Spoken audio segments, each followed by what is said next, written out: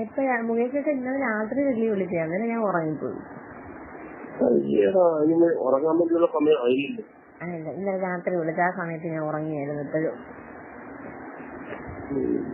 എവിടെ?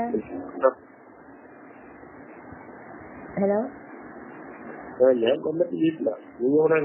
ഞാൻ ഇവിടെ ഉണ്ട്.